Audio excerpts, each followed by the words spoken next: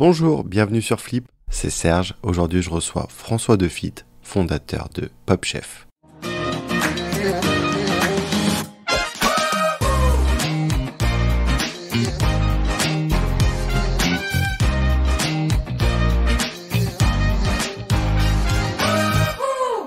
Bonjour François. Bonjour Serge. Comment tu vas?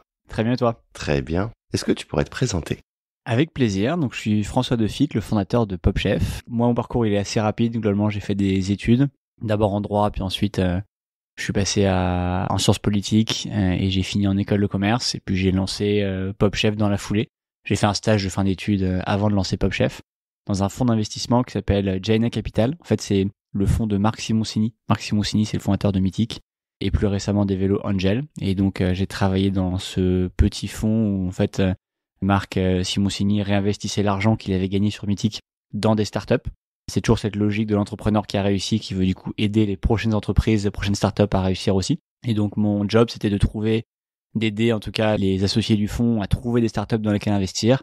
On a eu la chance de faire des super deals, je pense notamment à Ornicar à l'époque qui était au tout début. Et j'étais là-bas avec Briac, mon associé d'aujourd'hui, il bossait aussi chez Jaina. Et c'est avec lui qu'on a vu venir l'espèce de tempête de la food tech en 2015 et on s'est dit il faut absolument qu'on lance un truc là-dedans. Et du coup on s'est lancé dans PopChef dans la foulée. Ça a été quoi le déclic pour quitter le poste et monter ta boîte?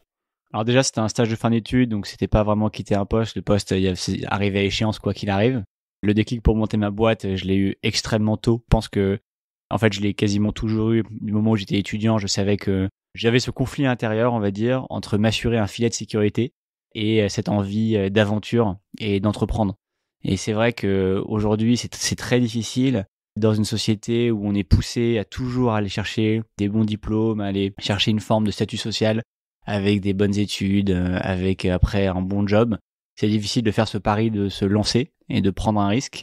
Et donc, je suis parti dans des études finalement assez classiques, d'abord de droit, puis ensuite de Sciences Po, etc.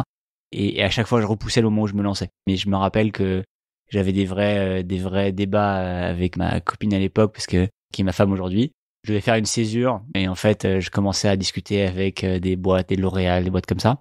Et elle m'a dit mais t'es en train de te perdre là. En fait, depuis 10 ans, tu me dis que tu vas un jour monter ta boîte, etc. Et en fait, elle avait raison et on peut très vite être engrené dans un système comme ça où finalement on remet à plus tard ses projets. Et ça aide beaucoup d'avoir quelqu'un qui te pousse dans ce moment-là. Donc je l'ai écouté et en fait j'ai appelé Sciences Po en leur disant je vais pas faire de césure. Et j'ai pas fait de césure et j'ai directement enchaîné et j'ai fait mon M1 puis mon M2 et j'ai monté ma boîte juste après. Mais tu vois depuis le début j'avais toujours un peu cette idée de me dire il y a un peu un piège dans lequel tu peux vite tomber qui est ce moment où tu te retrouves à devoir payer ton loyer à la fin du mois, tu te retrouves à devoir payer éventuellement pire encore l'emprunt que t'as fait pour ton appartement, en tout cas toutes les dettes qui sont comme des menottes que tu t'es mis autour des poignets et ça t'empêche d'aller prendre des risques et d'aller vivre une vie beaucoup plus pleine que moi j'estimais en tout cas être une vie pleine pour moi, c'est-à-dire une vie d'aventure où je prends des risques, où je vais essayer de faire bouger les lignes. Et je vois et j'ai vu des personnes du coup de la génération du dessus avoir cette frustration de n'avoir finalement pas réussi à réaliser leur potentiel parce qu'à chaque fois tu remets à plus tard en disant oui mais là que j'ai quand même ce loyer à payer, j'ai quand même cet emprunt, je vais arriver au bout de cet emprunt. Et après il y a les enfants qui arrivent, il faut aussi payer les études. Petit à petit tu te mets dans une situation où c'est de plus en plus dur de prendre des risques. Et l'autre chose qui contribue à ça, c'est que j'ai pas du tout vu à l'époque et que je vois aujourd'hui, c'est le statut social et le fait que tes amis aussi se mettent à maintenant avoir des salaires de plus en plus élevés, se mettent à partir en vacances dans des endroits hyper sympas, se mettent à acheter des maisons. J'ai déjà même vu un gars qui a très bien réussi, qui a gagné beaucoup d'argent, très bien réussi financièrement en tout cas, commence à réfléchir à s'acheter une maison secondaire. Putain, tu te dis j'ai 31 ans, on est déjà là et du coup chaque fois ça te met une pression de plus en plus forte pour tu vois toi aussi arriver à ce même niveau-là. Tu veux pas être en décalage avec tes potes, te payer un kebab quand ils vont au resto. Du coup, t'es obligé de rentrer dans cet engrenage-là et c'est un engrenage qui est sans fin. Et tu te réveilles à 40 ans avec la crise de la quarantaine ou pire encore, tu te réveilles pas à 40 ans. Tu te réveilles à 60 ans et tu te dis, en fait, je pense que j'aurais pu faire quelque chose d'un peu plus fort de ma vie. Je me suis très vite dit quand j'étais étudiant, j'avais un peu senti ce piège-là et je m'étais dit, tombe pas là-dedans et plus tu te lances tôt, plus ça va être facile. Donc, lance-toi tout de suite. Et pendant que j'étais étudiant, j'ai lancé une première boîte qui s'est plantée, qui était une boîte de correction d'orthographe qui s'appelait Dr Plume. Donc tu pouvais déposer ton CV, ta lettre de motivation sur drplume.fr. Puis nous, on scannait combien de mots il y avait sur ta copie et puis on te faisait un devis. Je crois que c'était 1 centime ou 2 centimes par mot. Et on te mettait en relation avec des auto-entrepreneurs qui corrigeaient ta copie. Et puis en fait, ça n'a pas marché parce que les gens ne sont pas prêts à payer pour une correction orthographique. C'était une première expérience. J'ai appris à coder en le faisant parce que j'avais codé le front du site. Puis ensuite, dans la foulée, après Jaina, du coup, j'ai lancé Popchef, deuxième expérience, et là, pour le coup, ça a fonctionné. Qu'est-ce que tu as retenu de ta première expérience? La théorie de la Lean Startup, c'est vraiment le gros apprentissage de cette première expérience. La Lean Startup, ça consiste à dire que il faut construire ton modèle au fur et à mesure que tu le vends, et non pas d'abord construire un modèle et ensuite le vendre.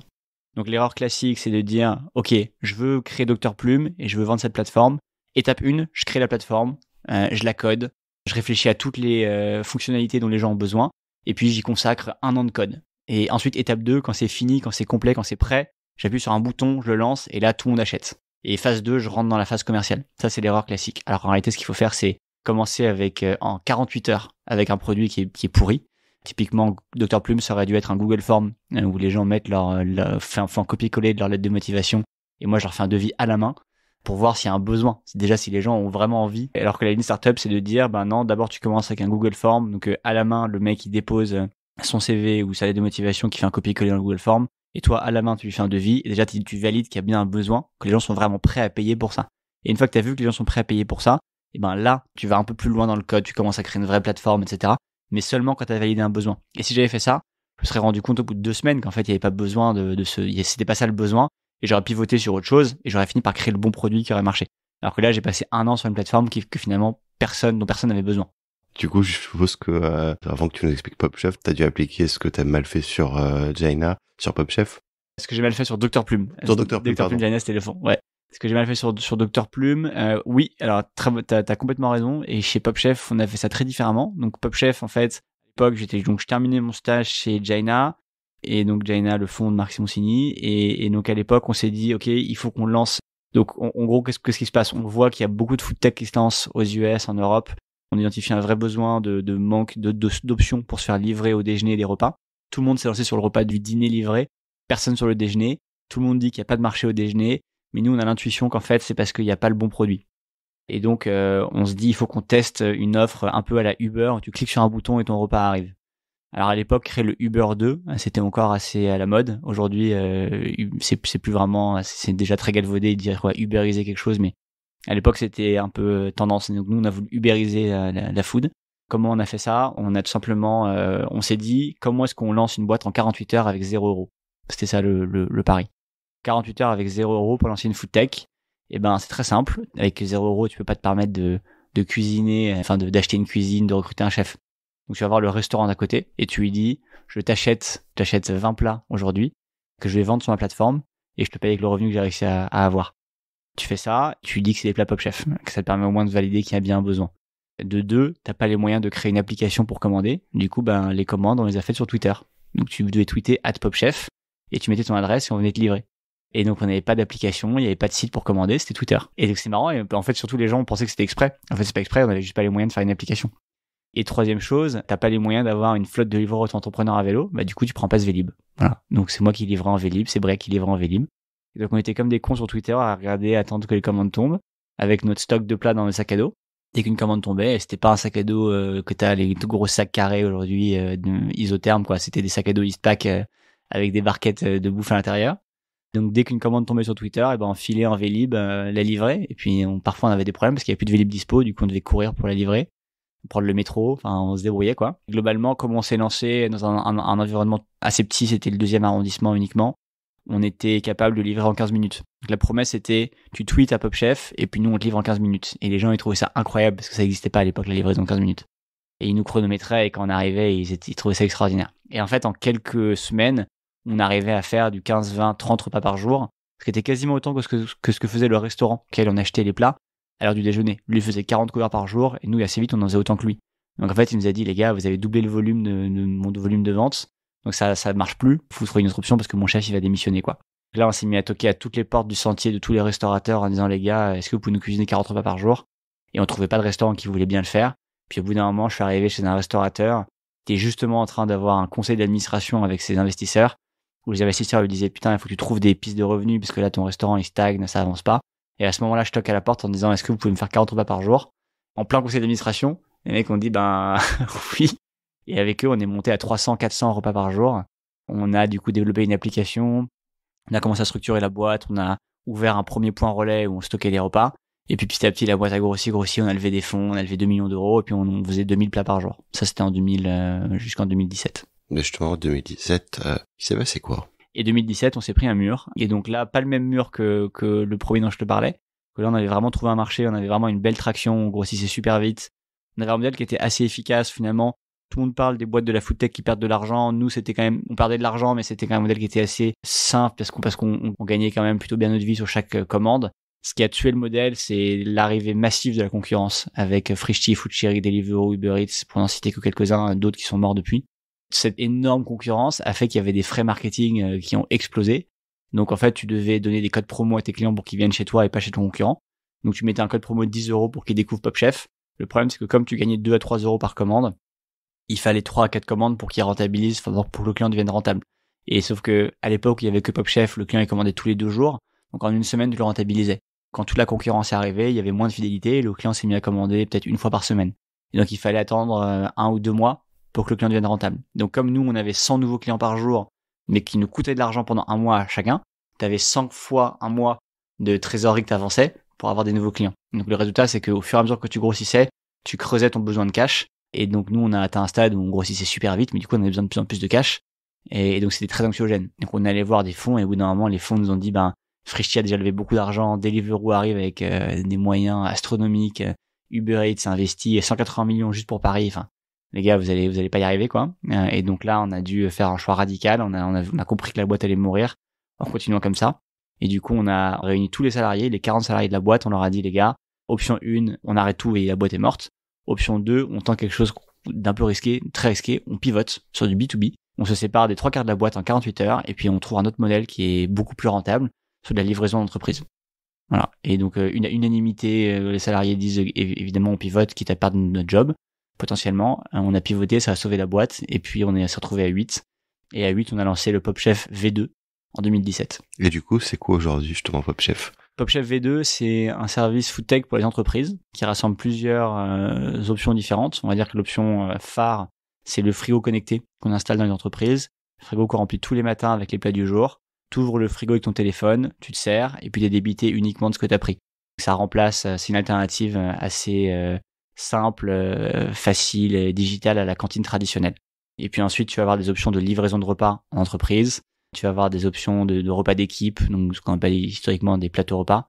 Tu vas également avoir de la livraison en télétravail, un box télétravail. Et puis pour les plus gros sites, on va même jusqu'à installer un bar à salade ou un bar à sandwich avec un peu de personnel sur place. Et ça nous permet de monter à 300, 400, parfois 500 couverts par jour sur un site. Donc c'est vraiment devenu une alternative maintenant beaucoup plus intégrée, enfin avec beaucoup plus de services. Et c'est une vraie alternative à la cantine traditionnelle. Sodexo, Elior, etc. Mais vous considérez concurrent par rapport à eux? Bon, aujourd'hui, on l'est, très clairement. Ouais, on l'est on était historiquement une solution complémentaire. Avec le Covid, les choses ont beaucoup changé. Avec le Covid, le modèle de la cantine traditionnelle avec la cuisine sur site a été vraiment remis en question. C'est un modèle finalement qui est assez peu agile, qui est pas forcément très compatible avec une nouvelle vision du travail où les gens sont beaucoup plus nomades, veulent faire un peu de télétravail, veulent bouger, veulent aller au bureau, un peu comme dans un coworking, etc. La solution où on va intégrer une grande cuisine sur place qui coûte 1 million d'euros à construire, en fait, c'est moins en moins cohérent par rapport au bureau de demain. Et donc, les bureaux de demain, il est beaucoup plus axé sur des solutions tech, des solutions agiles, qui sont modulaires, qui sont flexibles. Si ton volume de couverts par jour, il baisse, il faut que la solution s'adapte. S'il augmente, il faut aussi qu'elle s'adapte.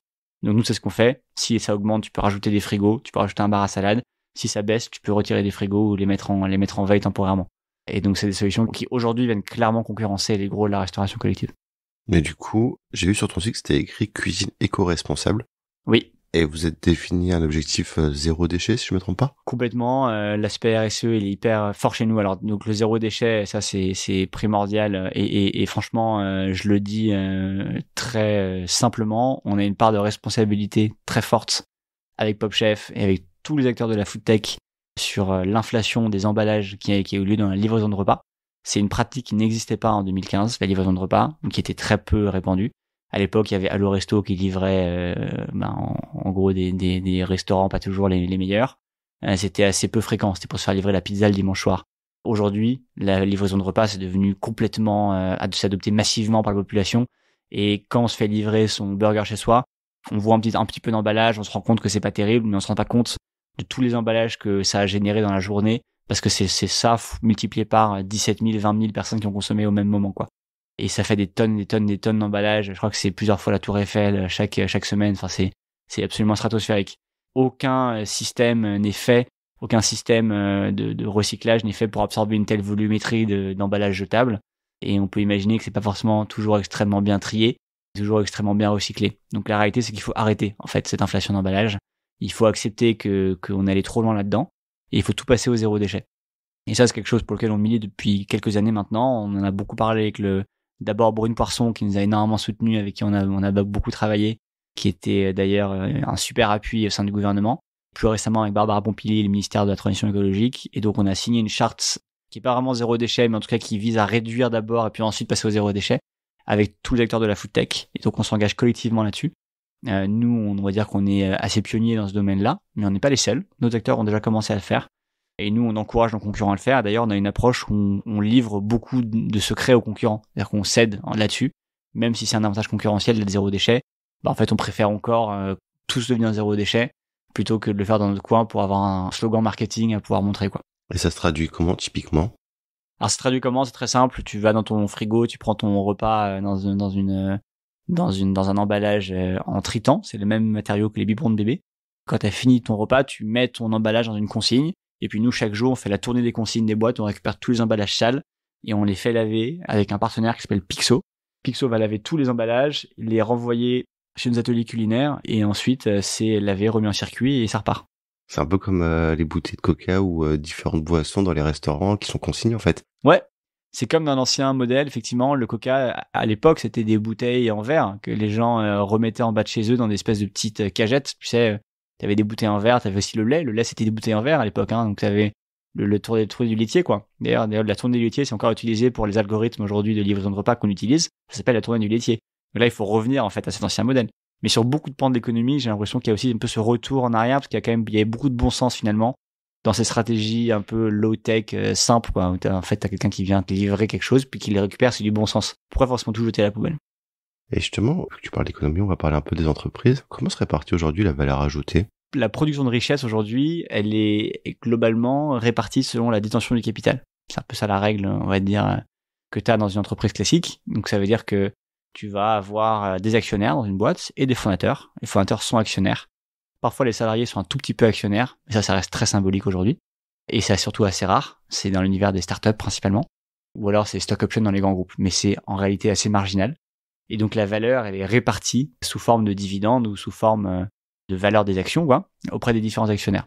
Et ça, à mon sens, ça crée une inégalité qui est terrible. Alors, désolé Serge, on va peut-être prendre une tournure un petit peu politique, mais je voulais vraiment te parler de ça aujourd'hui parce que c'est un sujet, je trouve, qu'on aborde trop peu dans l'entrepreneuriat. On a tendance à, moi je trouve, beaucoup valoriser le succès entrepreneurial, et c'est très bien. Il faut des entrepreneurs qui se lancent, il y en a de plus en plus, et de plus en plus de licornes françaises. Et pareil, on en fait un objectif comme s'il fallait absolument créer le plus de licornes. Moi je trouve que c'est un objectif qui est un petit peu dépassé, c'est pas ça qui va nous sauver du réchauffement climatique, si tu veux avoir plus de licornes, mais pourquoi pas. Ça montre en tout cas on est dynamique et qu'on crée des grandes choses. Et ce dont on parle assez peu, c'est est-ce que ce modèle finalement est vraiment sain, est-ce qu'il est équitable. Et je trouve que quand tu regardes ce qui se passe aujourd'hui, c'est-à-dire en gros les deux gros problèmes du siècle, quoi, qui sont le réchauffement climatique, où on a des alertes de plus en plus anxiogènes du GIEC. On a des milliers d'experts qui disent tous unanimement la même chose. Ils disent, les gars, attention, on va droit dans le mur et on n'a pas beaucoup de temps. Il nous reste 30 à 50 ans. T'as cette crise qui est énorme avec un effondrement de la biodiversité, avec une destruction de la planète qu'on n'a jamais vécu avant. Et on sait que c'est directement corrélé à nos modes de consommation et à nos modes de production toujours de plus en plus effrénés. On sait qu'on a ce problème-là. Et on a à côté de ça une crise sociale énorme avec une remise en question des inégalités qui sont devenues complètement indécentes à un point qu'on n'a jamais atteint avant. Ces deux crises-là en parallèle et qui en plus sont pas forcément s'entendent pas forcément bien, parce que on a bien vu que la crise des gilets jaunes, c'était pas une crise qui demandait d'être plus écolo. C'est les gens qui voulaient pouvoir consommer leur essence, ils voulaient pas d'une taxe carbone. Donc c'est deux crises qui sont pas faciles à réconcilier. Donc t'as ces deux crises-là qui arrivent en parallèle. On peut pas aujourd'hui ne pas remettre un tout petit peu en question, je trouve, ce modèle qu'on a créé de capitalisme, dans lequel moi je nage comme un poisson dans l'eau, puisque j'ai levé des fonds, je continue de lever des fonds. Pendant que je te parle, on est en pleine période de levée de fonds. Et donc je crois en ce modèle. Je crois en fait que lever des fonds, c'est sain pour une entreprise de se développer. Je trouve ça super qu'on puisse aller chercher des grosses levées, investir massivement, exporter, recruter, etc. Mais je trouve néanmoins qu'il y a un énorme problème de répartition de la valeur et d'objectifs de ces entreprises-là. Est-ce que tu penses qu'on doit continuer à évaluer la réussite d'une entreprise au lever de fonds? Alors oui et non, c'est-à-dire que c'est très à la mode comme thématique en ce moment. On a beaucoup de remises en question. Je pense notamment à Guillaume Moubèche avec l'Emlist qui a fait un gros coup de com' là-dessus, qui était hyper intéressant. Mais Guillaume Moubèche, pour ceux qui n'ont pas suivi, a fait une fausse levée de fonds pour prouver qu'il était capable de le faire. Il a refusé une levée à 20 millions, 30 millions, je sais plus. Un truc ouais, énorme. Faut le retrouver dans des épisodes précédents d'ailleurs. Voilà, il a participé à Flip. Et d'ailleurs, super interview que j'ai écouté sur Flip. Merci. Et c'est vrai que lui dit, on a tendance à beaucoup trop valoriser ça. Maintenant, il faut des indicateurs neutres de création de valeur. Il faut un moyen pour les gens de dire cette boîte-là, elle réussit, cette boîte-là, elle réussit pas. À partir du moment où les chiffres ne sont pas transparents, les boîtes ne communiquent pas sur leurs chiffres, généralement, c'est assez rare. Alors, il se trouve que l'Emlist le fait, mais toutes les boîtes le font pas. Il te faut un moyen d'être capable d'évaluer la réussite d'une boîte. La levée de fonds, c'est vrai que c'est un moyen assez objectif d'évaluer la réussite financière, puisque l'investisseur ne va pas s'amuser à mettre 30 millions d'euros si la boîte n'est pas extrêmement performante. Donc c'est quand même, t'as quelqu'un qui, à ta place, fait ce travail de qualification de la réussite des entreprises. Donc c'est assez pratique finalement, quand on est un peu paresseux, de se baser sur les levées de fonds pour évaluer la réussite d'une entreprise. Et donc c'est pas forcément absurde non plus. Maintenant, ce que je trouve dommage, c'est que ce modèle-là, il va uniquement valoriser le succès économique d'une boîte. Parce que la levée de fonds, alors oui, il y a des fonds à impact. Mais la réalité, c'est que si tu arrives avec Emmaüs va pas lever 30 millions sur un dossier, même avec un fonds impact. Le fonds impact, il va quand même chercher un retour sur investissement. C'est tout le problème d'ailleurs toujours encore une fois du capitalisme. Désolé, je suis pas contre le capitalisme, mais le capitalisme, il s'en fout de la morale, c'est pas son sujet. Le capitalisme, c'est une machine à créer de l'efficience qui va capter l'argent là où elle va être bien dépensée. Donc une boîte qui performe bien va attirer naturellement des fonds. C'est vraiment comme le pot de miel et les mouches autour, quoi. Même si ta boîte elle est belle, les fonds vont naturellement venir vers toi. Mais qu'est-ce que ça veut dire une boîte qui est belle ? Aujourd'hui, on base uniquement ça sur la réussite financière.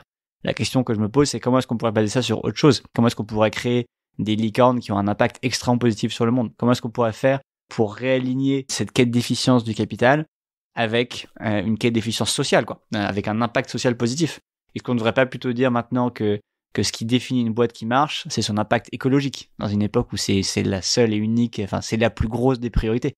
Et donc là, je pense que, et ça forcément, alors on va pas rentrer dans des comment faire, mais il y a plein de solutions qui existent, tu vois. Il suffirait de dire par exemple que tu valorises ces boîtes vertueuses avec un système fiscal différent. Il faut commencer à choisir ce qu'on veut créer comme boîte, ce qu'on veut encourager comme comportement entrepreneurial et décourager des comportements qui sont mauvais. Pourquoi est-ce qu'on a une taxation qui est égale pour toutes les boîtes, peu importe leur impact social ? Pourquoi est-ce qu'une boîte qui a un super impact social se retrouve pas avec justement un système fiscal qui est avantageux par rapport aux autres ? La raison d'être des entreprises, ça peut être un début à ça. Ouais, complètement. Et en fait, à quoi sert une boîte, quoi ? Est-ce que le but de la boîte, c'est forcément de créer de la valeur économique, peu importe ce qu'elle fait, ou est-ce que le but premier d'une boîte, c'est quand même de créer de la valeur pour la société ? Enfin, pour moi, la réponse, elle est évidente. Tu vois, une boîte, elle sert pas juste à créer de la valeur économique. Aujourd'hui, on a quand même des boîtes qui détruisent le monde et qui ont exactement, qui sont mis sur le même niveau de traitement qu'une boîte qui apporte beaucoup de bien-être. Donc ça, je trouve que c'est assez illogique. En fait, ça témoigne d'une vision de l'entreprise qu'on a, qui est globalement, il faut laisser les boîtes se développer, l'économie va s'autoréguler. De toute façon, les consommateurs vont être de plus en plus exigeants, ils vont arrêter d'acheter le produit, je sais pas, de Bayer Monsanto un jour parce qu'ils savent que c'est pas bon, et ils vont acheter les boîtes d'un concurrent qui fait quelque chose de bio, qui fait quelque chose de mieux, etc. Et la réalité, c'est que ça prend pas en compte le greenwashing, ça prend pas en compte tous ces abus. En fait, le greenwashing, ça fonctionne. Moi, je le vis au quotidien, t'as des concurrents qui disent des choses complètement fausses, et puis personne vérifie. Donc cette croyance un peu naïve dans une forme de régulation, tu vois, de main invisible du marché, où le marché va s'autoréguler, les clients vont finalement choisir les boîtes vertueuses, et du coup les boîtes vertueuses vont marcher, et les gens vont avoir intérêt à devenir vertueux. Moi, j'y crois pas du tout. Tu penses pas que surtout les jeunes générations ont un regard beaucoup plus critique et vont vérifier? On le voit notamment avec Balance ta startup sur Instagram. Dès qu'une startup fait quelque chose, un pas de travers ou n'est pas vraiment transparent ou ment, elle se fait complètement bâcher par sa communauté, voire plus de communauté du tout. Ouais, c'est hyper intéressant ce que tu dis. C'est vrai. Et je pense que tu surestimes un peu le temps que les gens ont à consacrer à ça. Tu vois, t'as raison, Balance ta startup. Balance ta startup, au final, c'est un petit écosystème parisien de start-upers. Ça a un peu amusé tout le monde parce que après cette phase de glorification des startups, il y a un peu ce rééquilibrage qui se fait via ce compte Instagram. Mais je pense que tu as aussi énormément de PME qui rentrent pas là-dedans et qui sont aussi probablement d'ailleurs encore plus que les startups, des modèles un peu à l'ancienne avec le patron patriarche, tu vois, qui est un peu dur avec ses salariés sans vouloir caricaturer. T'en as plein et des abus de salariés, malheureusement, c'est encore extrêmement fréquent. Tu vois, je pense que les gens ont pas le temps malheureusement de faire autant de recherches qu'ils le devraient. Et puis le monde c'est vachement complexifié, tu sais. Je trouve que aujourd'hui on est quand même dans un monde qui est très difficile à comprendre. Quand tu parles de l'écologie, c'est un bon exemple. Souvent on va te dire ouais ça c'est écolo. Et puis après t'as un autre mec qui va dire ah bah non ça l'est pas, la voiture électrique. Combien d'articles j'ai vus qui disent la voiture électrique en fait c'est moins écolo que la voiture thermique.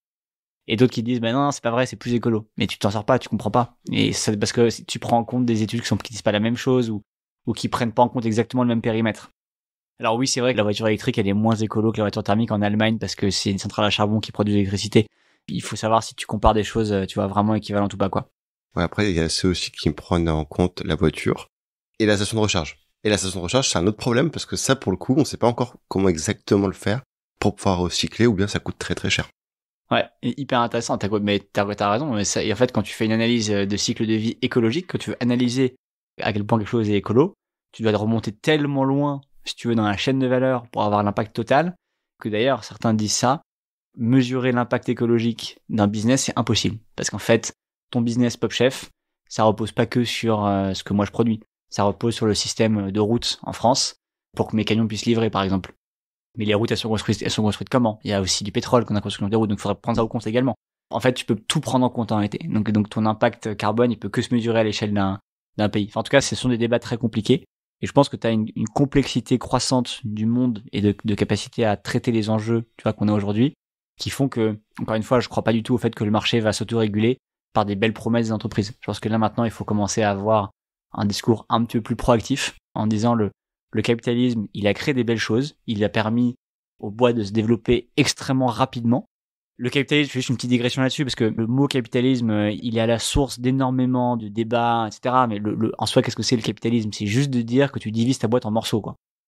Que tu divises ta boîte en plein de petits morceaux, et puis chacun peut avoir un certain nombre de morceaux de ta boîte. Et c'est juste né à l'époque où, fin du XVIIIe siècle, on commençait en fait, on devait financer des grands voyages pour aller récupérer des produits, des matières premières à l'étranger. Ça coûtait beaucoup d'argent, et donc on s'est mis à créer ce système. On pouvait investir dans un voyage et puis récupérer une partie du rendement de ton voyage. Bon. Mais tout ça pour dire que, en soi, le modèle de diviser ta boîte en morceaux, pourquoi pas? Tu vois, moi, j'ai rien contre ça. Ce qui me choque plus, c'est de dire que, philosophiquement, tu vas séparer le travail du capital. Complètement. C'est-à-dire que tu vas dire, il y a une partie qui est le travail, ceux qui vont travailler pour que la boîte marche, et une partie qui est le capital. Et que les deux sont pas forcément corrélés. Tu peux travailler et ne pas avoir de capital. Moi, je trouve que philosophiquement, ce concept-là, il est déjà à remettre en question. Tu vois, ça pose des questions. C'est pas évident de dire que tu dissocies travail et capital. Après tout, pourquoi est-ce que tu ne dirais pas à celui qui travaille, eh ben, il est payé en travail, mais il est aussi un peu payé en capital. Moi, je trouve que ça me choquerait pas. Ça paraîtrait même assez logique de dire que tu vas capter une partie des fruits de ce que tu fais.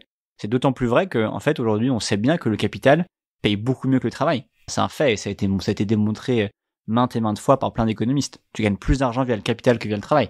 D'ailleurs, le capital grossit plus vite que le travail. Tu sais, c'est Thomas Piketty qui a écrit Capital au XXIe siècle, qui a démontré que R est supérieur à C, donc le rendement du capital est supérieur à la croissance. Ça veut dire que ce que ça veut dire concrètement, c'est que la croissance du PIB, la croissance de ce qu'on produit, tous les Français, grossit moins vite que le rendement du capital. Le capital aujourd'hui paye mieux que le salaire. Et donc pourquoi est-ce qu'on dirait pas que les salariés ont eux aussi accès à cette source de revenus qu'est le capital? C'est ce qu'on fait chez Pop Chef d'ailleurs. Tu vois comment l'avenir, dans 15 ans on va dire à peu près? Je pense qu'il y a un vrai truc qui va pas, qui cloche. Tu vois, tu me prends un peu de recul sur le système, tu le regardes tel qu'il est, on nous l'a inculqué, on nous l'a donné comme ça, et puis nous on arrive et puis on le répète. Mais je pense que fondamentalement, il y a un truc malsain dans ce modèle, et il faut pas le détruire complètement. Il faut un tout petit peu l'avoir organisé. Ça passe par des petites choses, et donc moi je pense que ces petites choses elles vont arriver. Je suis très optimiste. Je crois beaucoup au pouvoir de créativité des entrepreneurs. Je crois beaucoup aussi. Aujourd'hui, il y a de plus en plus de ponts entre le privé et le public, c'est-à-dire que les entrepreneurs peuvent avoir accès au gouvernement, peuvent leur suggérer des choses. Nous, on a réussi à le faire avec, tu vois, du lobbying sur le zéro déchet, etc. Donc, tu vois, je pense que ces petites failles du modèle, elles peuvent se rééquilibrer. Je pense que dans les 15 ans qui viennent, on pourra plus accepter qu'il y ait une division aussi énorme entre capital et travail, et puis on pourra plus accepter globalement de laisser des boîtes faire n'importe quoi et détruire la planète, quoi. Il y a un moment, on va être obligé de réguler un petit peu tout ça. de canaliser la force de production française vers des outils qui sont sains, tu vois, vers des choses qui aident le monde. Et j'y crois énormément. Tu vois, quand tu regardes le rapport du GIEC, ils te disent que c'est dans 30 ans que tout ça va péricliter. C'est pas demain, c'est tout de suite, quoi. Et donc, dans 15 ans, tu me disais, on sera déjà 50% du chemin. D'ici là, on aura eu 15 autres rapports du GIEC. On aura eu, je pense, des 15 autres manifestations de gilets jaunes, probablement. Et je serais pas étonné, et désolé, parce que ça fait un peu peur, mais je pense qu'on peut juste pas se voler la face. Il y a ces problèmes-là qui sont là aujourd'hui, et il faut de manière très optimiste les aborder, mais il faut les aborder, quoi. On peut pas faire l'autruche et ne pas les voir. Donc moi, je pense que dans les 15 ans qui viennent, on va être confronté à ces vrais sujets-là, et j'ai bon espoir qu'on va trouver des solutions. Merci beaucoup, François. Désolé pour la tirade politique. En plus, je me présente à aucune élection. Je suis pas du tout politisé.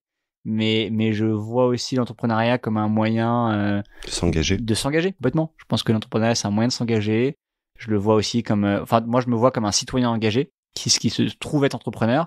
Le fait d'être entrepreneur, ça me donne une plateforme, ça me donne une légitimité, on va dire, pour m'exprimer sur des sujets, parce que du coup, je suis invité au micro de Flip grâce à ça. Et donc, j'en profite aussi pour faire passer des messages.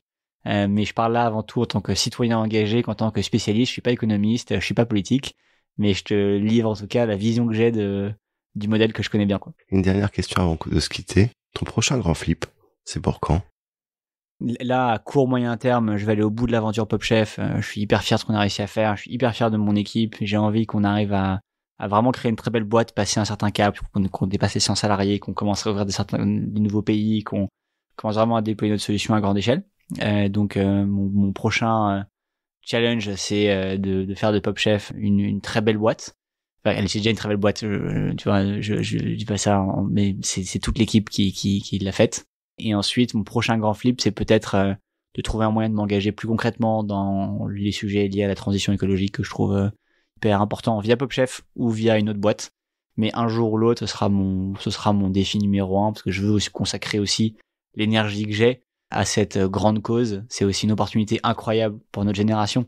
Notre génération manque cruellement de combats. On s'emmerde, tu vois, à faire du business, alors qu'on rêve tous d'avoir un impact. Et je pense qu'on a cette occasion unique de changer les choses. Et si on ne le fait pas, les générations d'après comprendront pas pourquoi on ne l'a pas fait. Donc moi, j'ai envie de le faire d'une façon ou d'une autre. C'est marrant ce que tu dis. On dirait les nouvelles générations avec la génération X, en disant vous avez pas agi. Ouais, il y a beaucoup de ça. Il y a beaucoup de culpabilité. Je pense qu'on peut pas trop en vouloir à nos parents. Ils savaient pas. C'est vrai, hein, ils savaient pas. Nous, maintenant, on sait, donc la génération d'après sera beaucoup plus dure avec nous. Merci beaucoup, François, d'être venu chez Flip. Merci, Serge, avec grand plaisir. Et nous, on se retrouve très rapidement pour un prochain épisode. Au revoir. Si vous avez aimé, n'hésitez pas à liker, partager et commenter. Et vous, le grand flip, c'est pour quand ?